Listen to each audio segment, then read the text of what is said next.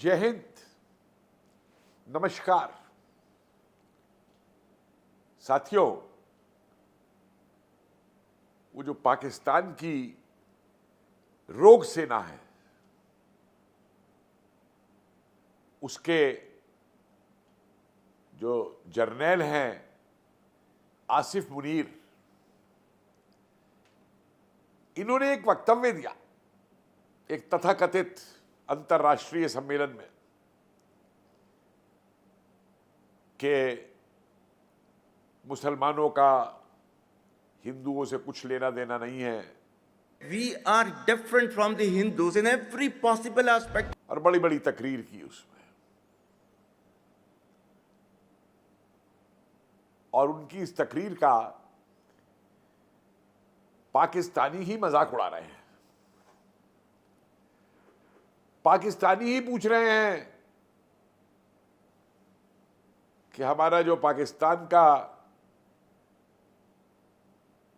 माई बाप जिन्ना था, उसके बाप दादा कौन थे। शायद आसिफ मुनीर को मालूम नहीं कि जिन्ना के बाप भी हिंदू थे, दादा भी हिंदू थे, परदादा भी हिंदू थे।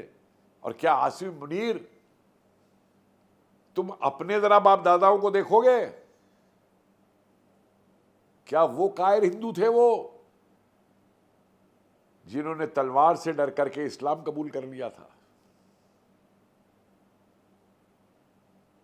ये जितने इधर बिहार यूपी से गए वहां 47 में, जिन्हें तुम मुजाहिर बोलते हो, इनके पूर्वज कौन थे। लेकिन सवाल यहां यही नहीं है कि पाकिस्तानी खुद इसकी खिल्ली क्यों उड़ा रहे हैं। सवाल यह उठता है कि आसिफ मुनीर ने ऐसे समय में ये अचानक सामने आकर के ये वक्तव्य क्यों दिया, और इसके पीछे के जो कारण है, एक नहीं है कई है, उनका विश्लेषण बहुत जरूरी है। पहली बात तो ये समझ लीजिए कि पाकिस्तानी सेना की साख पाकिस्तान के अंदर इस समय सबसे नीची है। पाकिस्तान में ये आवाजें उठ रही हैं कि इनकी सरकार, इनकी राजनीति, इनकी अर्थव्यवस्था ये सेना के अंकुश से मुक्त होनी चाहिए। तो ये सेना की इमेज को बढ़ाने के लिए इस्लाम का ही सहारा लेंगे और कट्टरवादिता की बात करेंगे। अरे मुनीर, ये तो बताओ, तुम्हारे यहां तो रोज हिंदुओं का जबरन धर्म परिवर्तन कराया जाता है, उनको तुम क्या कहोगे भाई, जितनों की तुमने ये करवाए हैं।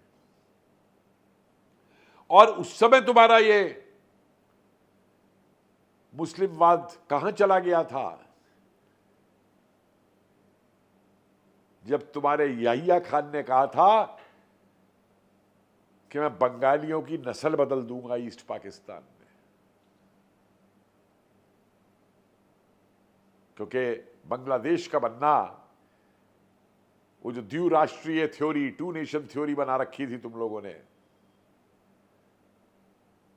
वो सैयद अहमद खां के जमाने से कि एक मयान में दो तलवारें नहीं रह सकती, वो बांग्लादेश के बनने से नीचे गिर गई थी।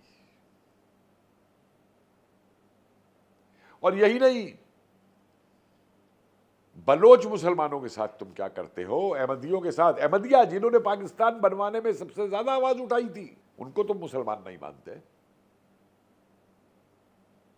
उस सूफियों को तुम मुसलमान नहीं मानते। तुम्हारे पाकिस्तान में ही उनकी दरगाहों पे हमले होते हैं, और यह भारत वाले उसको, सूफियों को वक्फ की जमीनें बता रहे हैं। क्या सिंधी मुसलमान नहीं है? क्या पठान मुसलमान नहीं है? जो आज तुम्हारा पठानों के साथ, अफगानों के साथ क्या हश्र हो रहा है, क्या हालात हो रहे हैं। दूसरा एक और बहुत बड़ा कारण है साथियों कि ये पाकिस्तानी सेना की इज्जत मिट्टी में मिलने के अलावा इन पाकिस्तानी मुसलमानों की, जिसे ये मुस्लिम दुनिया कहते हैं, उसमें कितनी इज्जत है। दुबई, सऊदी अरेबिया, न जाने कितने, अब तो इनको वीजा भी नहीं दे रहे, इनको डिपोर्ट कर रहे हैं, इनको वापस भेज रहे हैं इनके यहां। इनको सऊदी अरेबिया वाले तो मुसलमान भी नहीं असली मानते। देखो टर्की है जो इनका बाप बना हुआ है जरूर, लेकिन खुद मुस्लिम दुनिया में इनका क्या हाल है और उसको कैसे बचाया जाए। तो अपने आप को और कट्टर मुसलमान साबित करो और असली मुसलमान साबित करो अपने आप को। देखिए बांग्लादेश में जो हुआ वो कोई यकायक नहीं हो गया एक दिन में कि वो छात्रों ने आंदोलन कर दिया और ये हो गया, नहीं। एक लंबी अवधि से एक पूरी साजिश की तहत इसकी योजना बनाई गई थी और ये योजना केवल बांग्लादेश तक ही सीमित नहीं है कि वहां शरीयत हो जाए और वहां कट्टरवादी आ जाए और वहां मुल्ला राज हो जाए, बल्कि ये बांग्लादेश को एक वो क्या कहते हैं जंपिंग पैड बना करके भारत के ऊपर प्रहार करने की योजना है। और वही हुआ भी वहां पे।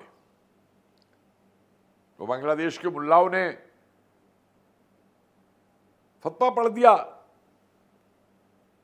कि हम गजवा हिंद करेंगे, गजवा उत्तर प्रदेश करेंगे, गजवा बिहार करेंगे, गजवा बंगाल करेंगे, और भेजने शुरू कर दिया आतंकी।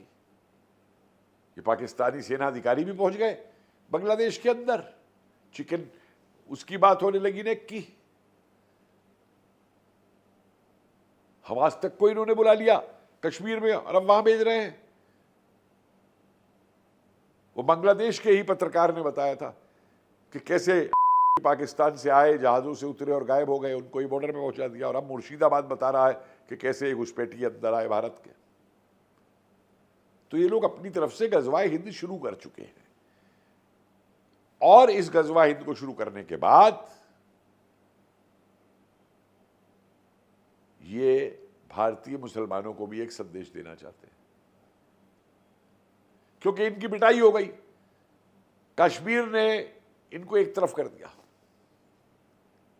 जो ये कश्मीर का रोना सन 47 से लगाए हुए थे, आज कश्मीर की जनता ने इनको ये बता दिया कि उन्हें पाकिस्तान नहीं चाहिए।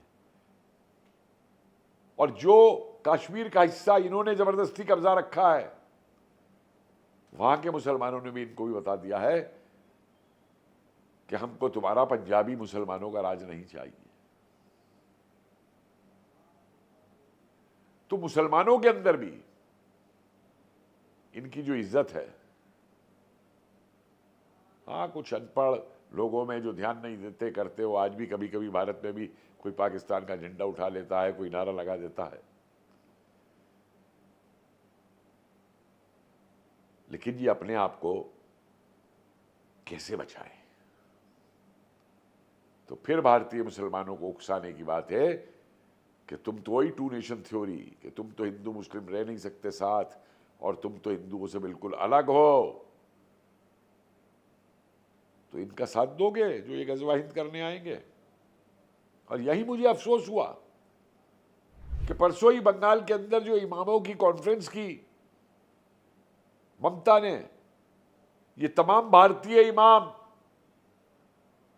ये भारतीय अपने आप को मुस्लिम स्कॉलर जो कहते हैं, क्यों नहीं इन्होंने एक ने भी जवाब दिया? बांग्लादेश की उनकी वो जो हुंकारे लगा रहे हैं सांप की तरीके से कि हम गजवा हिंद कर देंगे, गजवा बंगाल कर देंगे, गजवा उत्तर प्रदेश, गजवा बिहार कर देंगे, कि आओ हिम्मत है तो ये भारत भी हमारा है, हम यहां के हैं। एक मुसलमान नहीं बोला इसके ऊपर। और ये पाकिस्तान के हाथों में खेलना है। अरे तुम तो वो पाकिस्तान हो जिसने 47 में हिंदू दलित जो थे उनको भारत आने से रोक दिया था बंदूक की नोक पे, ये कह के कि तुम चले गए तो हमारी मैल कौन उठाएगा। तो जोगिंदरनाथ मंडल ने देख लिया था ना जाकर के, तुम्हारा लॉ मिनिस्टर बन के ईस्ट पाकिस्तान के अंदर भी, कि क्या हाल है हिंदुओं का वहां पे। और ये तुम्हारा कहना कि हिंदू और मुसलमान अलग हैं, ये केवल इनका हिंदू मुसलमान तक सीमित नहीं है। इंग्लैंड में देखिए ये क्या कर रहे हैं। ईस्टर का बाजार नहीं लगाओगे, क्रिसमस की खुशियां नहीं मनाओगे, हमारे रेपिस्ट गैंग हैं वो जो मर्जी रेप कर ले वहां पे। यूरोप में क्या कर रहे हैं ये, हमारी शरीयत आएगी। खुलेआम इनके मौलाना चिल्ला रहे हैं कि हम सारी दुनिया पे राज करेंगे। इंग्लैंड को इंग्लिस्तान बना दिया है, इसी तरीके से पूरे यूरोप को भी यूरोपिस्तान बनाएंगे, क्योंकि टर्की तो बैठा हुआ है, टर्की तो खलीफा बनना चाहता है और हर आदमी को और हर कट्टरवादी को टर्की अपनी मदद दे रहा है। बांग्लादेश में भी ड्रोन भेज दिए उसने।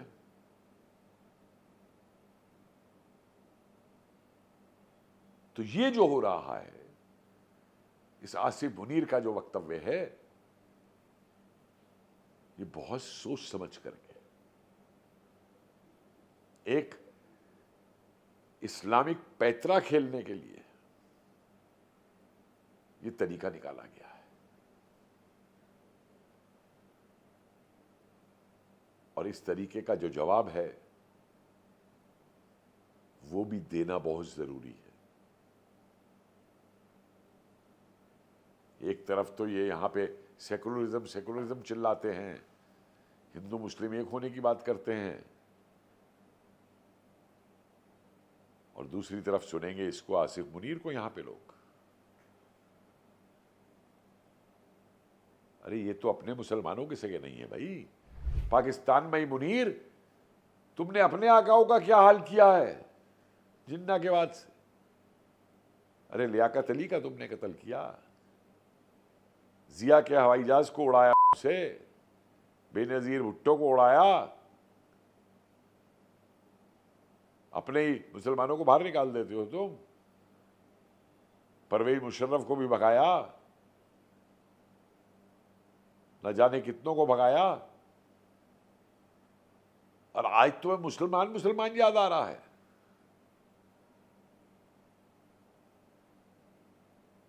तुम्हारा यह हथकंडा भी जो है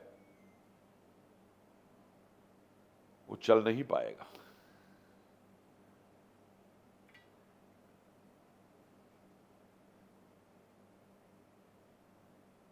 तुम जो हो वो बदल नहीं पाओगे। वो पूंछ हमेशा टेढ़ी ही रहती है। जो तुम्हारी पहले दिन से है, लेकिन तुम्हारी ये पूंछ चीन के आगे खूब ऐसे ऐसे हिलती है, खूब ऐसे ऐसे हिलती है। चाहे वो नमाज बंद कर दे, चाहे वो मस्जिद तोड़वा दे, चाहे वो दाढ़ी रखना बंद कर दे, चाहे वो अजान ना होने दो, चाहे वो ईद ना मनाने दे, चाहे वो रोज़ा ना रखने दे, वहां तुम्हें इस्लाम याद नहीं आता। वहां तुम्हारी दुम हिलती है चीन के सामने गधे बेचने के लिए। तो साथियों, आसिफ मुनीर के इस बोलने के पीछे की असली वजह समझिए और सावधान रहिए, यही मैं कहूंगा। और आसिफ मुनीर को ये बोलूंगा, और इनके पाकिस्तानी जो आका हैं या जो इनके नौकर हैं सरकार में, ये बहुत पुअर प्लानिंग है तुम्हारी। एकदम खुल जाती है कि तुम क्या चाहते हो। जिस भारत की हम दुहाइयां देते हैं, वहां से हर साल जो है आप देखते हैं कि कितने ही आईटी एक्सपर्ट्स निकलते हैं, कितने ही इंजीनियर्स निकलते हैं, और जितने ये इंजीनियर्स और जितने आईटी एक्सपर्ट्स और बाकी लोग निकलते हैं पढ़े लिखे भारत से, उतने हम जिहादी बनाते हैं। जय हिंद।